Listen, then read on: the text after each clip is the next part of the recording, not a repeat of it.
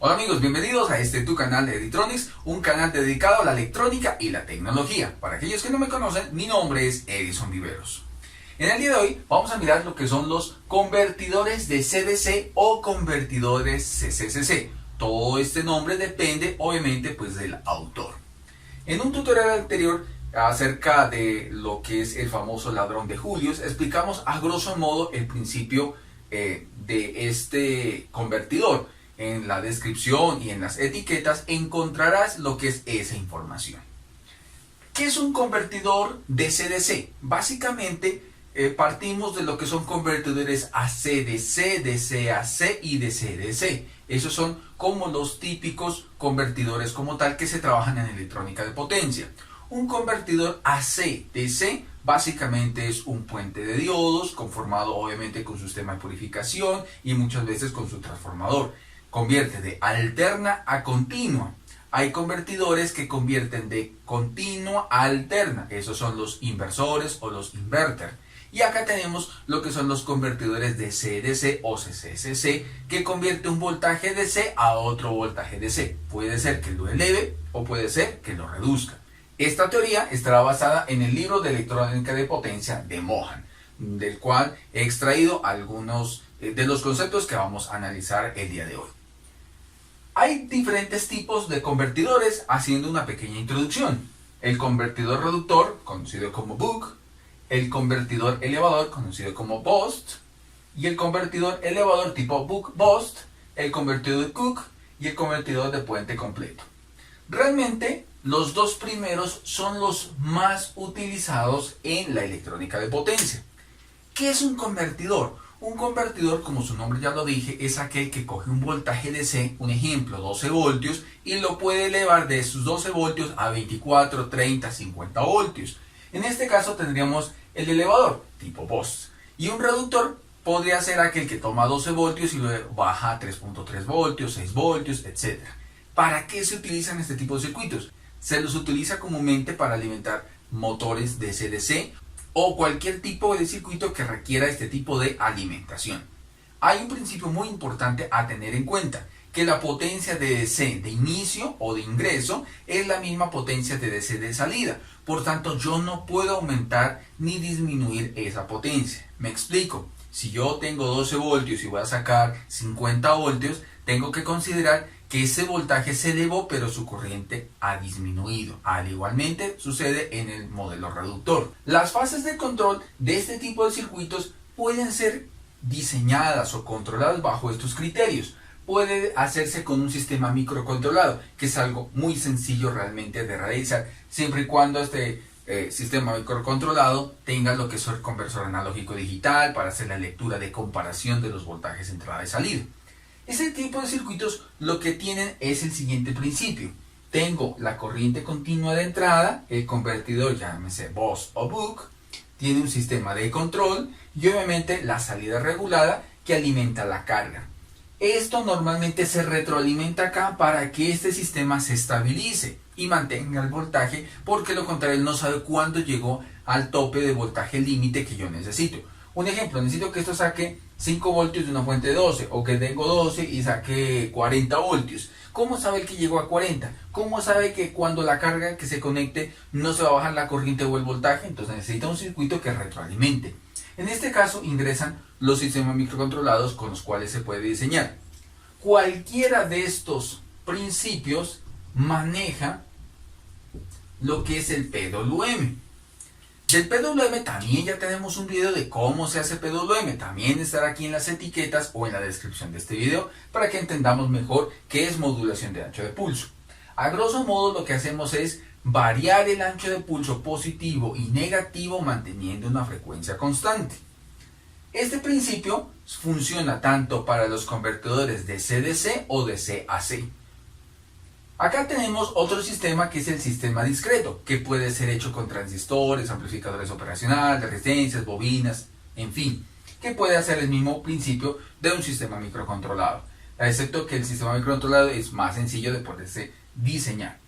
También tenemos los osciladores especiales o integrados de propósito específico, que ya son integrados, por ejemplo, como el que tenemos aquí, un C o TL3843, con el cual vamos a hacer este tutorial y vamos a hacer la demostración del principio de este circuito. Entonces estos integrados ya son especialmente diseñados para cumplir las necesidades de lo que nosotros quisiéramos hacer en una fuente conmutada o una fuente switcher o una fuente de CDC, porque todo esto nos lleva al diseño de fuentes como tal. Y también tenemos los osciladores genéricos, por ejemplo un LM555 que genera un PWM que genera una salida. Pero desafortunadamente el 5.5 no tiene un sistema de retroalimentación que me ayude a controlar esa entrada versus esa salida. Simplemente él comienza a oscilar y saca un voltaje X, pero no me permite mantener ese control sobre la carga. Basado en este criterio y en este pequeño diagrama, vamos a mirar algo muy importante a grosso modo con respecto a lo que es el PWM, que es muy importante tener presente en los diagramas que vamos a ver a continuación. Tenemos un ancho de pulso, una onda cuadrada, tanto en ciclo positivo o ciclo de encendido, ciclo de apagado. Y tenemos un voltaje V sub 0, que es el voltaje de salida que yo quiero obtener. Y tengo el VD, que es el voltaje de entrada. Dependiendo si es una fuente bus o buck, nosotros podemos hacer que el voltaje de salida sea menos que el voltaje de la fuente o mayor que el voltaje de entrada como tal. Entonces tenemos una variación de voltaje, tenemos una variación de tiempo de encendido y tiempo de apagado, que la suma de esos dos tiempos se llama TS. Hay algo muy importante en la relación de trabajo de esa señal. ¿Qué quiere decir relación de trabajo? Significa que esa relación de trabajo equivale al tiempo de encendido dividido entre el tiempo total. Eso nos va a dar como un porcentaje o llamado ciclo de trabajo. Y podemos decir más o menos ese PWM tiene un 80-90% de ciclo de trabajo. Por tanto, podemos decir que es igual al voltaje de salida dividido entre el voltaje de la fuente. Con esta comparación nosotros tenemos dos modelos característicos. Estos dos modelos están descritos en el libro de Mohan. Tenemos los dos circuitos elementales para poder comprender lo que es la temática de convertidores de CDC. Lógicamente esto tiene unas ecuaciones matemáticas, una descripción bastante amplia y dedicada exclusivamente en este libro, que nos explica en detalle, aunque se requiere conocimientos avanzados de cálculo para poderlo comprender. En este video les explicaré el principio elemental para poder comprender el funcionamiento y mirar cómo es que funciona el circuito que vamos a utilizar con el 3843, que básicamente está elaborado con uno de estos dos circuitos básicos y elementales que nos van a permitir hacer la conversión de C-DC. Para los diseños de mi PCB siempre utilizo la empresa PCBWay, la cual me permite diseñar todo tipo de prototipos, exportarlos en código Gerber, ellos los leen, los procesan, el grupo de ingenieros los trabaja, los puedo procesar en tiempo récord, los envíos son súper rapidísimos, la producción de igual manera, con impresos de calidad, como los que podemos observar en la imagen. Son procesos de varias capas que nosotros mismos podemos diseñar y mandar a hacer a la empresa PCBWay. En este caso tenemos el circuito BOST, que tenemos una bobina. Esta bobina obviamente se hace con un cierto calibre, una cierta cantidad de espiras, mejor dicho, una cierta inductancia que nos va a permitir tener un cierto comportamiento. Y el otro elemento crítico es el condensador, porque no es al azar que yo coloco una bobina y un condensador. Tienen unos cálculos específicos para el modelamiento y diseño de estos prototipos. En este caso, vamos a explicar lo siguiente. Tengo una bobina. Esa bobina, cuando nosotros, por ejemplo, alimentamos el circuito, digamos un ejemplo, 12 voltios, recordemos que es una fuente BOST, por tanto vamos a elevar el voltaje. Cuando yo alimento el circuito y el switch 1 en el primer estado está abierto, o sea, este switch no está funcionando, si se dan cuenta, la corriente IL pasa directamente con el diodo, va, carga al condensador y ese mismo voltaje cae a la resistencia, que este es el V sub 0 que yo necesito. Hasta ahí pues no hay ningún efecto importante, simplemente 12 voltios y se repartieron voltaje de la bobina, voltaje del diodo y por ende voltaje del condensador o V sub 0. Ahora sucede lo siguiente. Esta bobina se cargó con un campo magnético. Estas tratan de regresar la corriente en sentido contrario. Así que tengo este voltaje más menos porque la fuente está así y la corriente se fue hacia allá. En el momento en que yo, por ejemplo, retire la fuente, la corriente trata de regresarse por el campo magnético que ya tuvo. Esto se llama autoinductancia. Entonces, hay un elemento que está aquí almacenado que se llama voltaje de la bobina. Entonces, ahí pasa el segundo estado. El segundo estado es cuando el switch se cierra. En este caso, cuando el switch se cierra y la fuente está estable, esa corriente trata de irse como drenaje a tierra. Este switch a futuro será reemplazado por un elemento electrónico que por lo común debe ser un transistor tipo BJT, MOSFET o IGBT, dependiendo pues del modelo que nosotros tengamos, o en su caso también puede ser hecho por un integrado. Entonces, cuando nosotros mandamos esto a tierra, este diodo protege el circuito. Y si nos damos cuenta, yo voy a separar esto hacia acá. Tenemos solamente esto.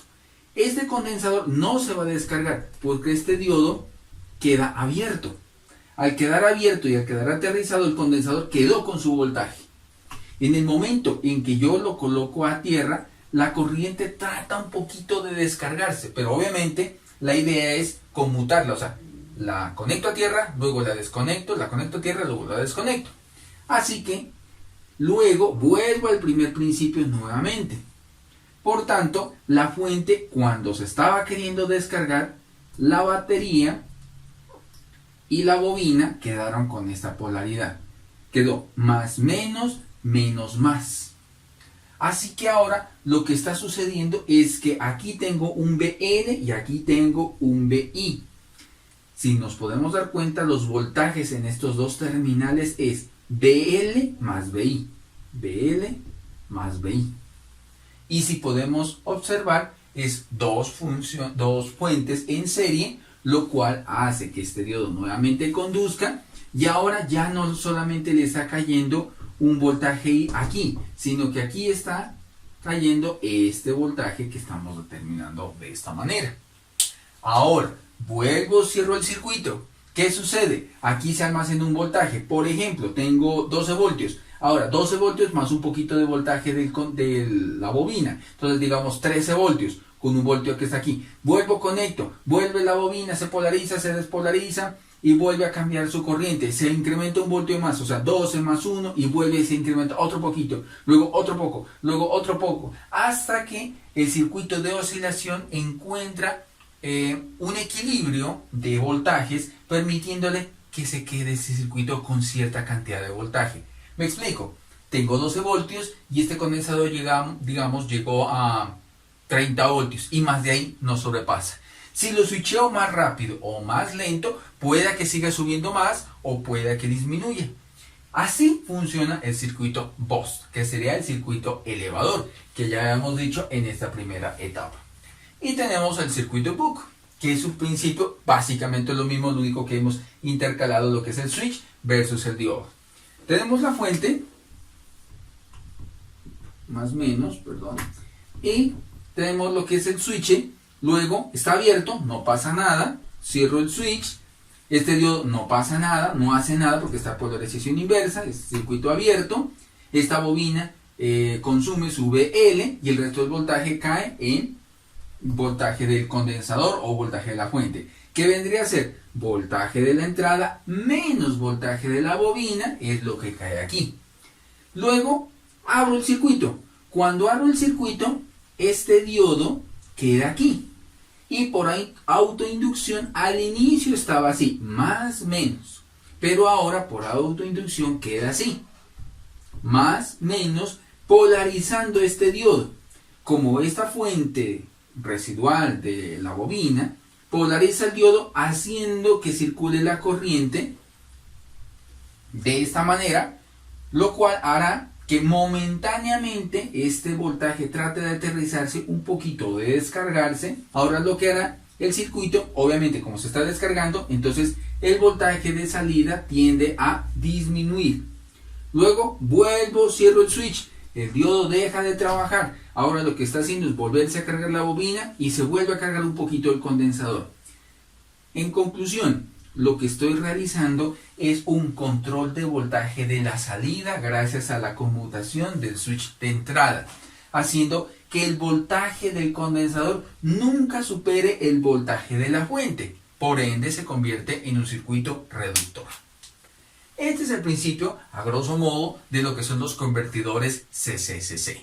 Ahora vamos a mirar un plano que lo vamos a explicar en lo que es el circuito en el computador. Vamos a mirar cómo tenemos montado nuestro circuito UC3843. ¿Qué similitudes tenemos con esto? Y cómo vamos a hacer el diseño de nuestro prototipo.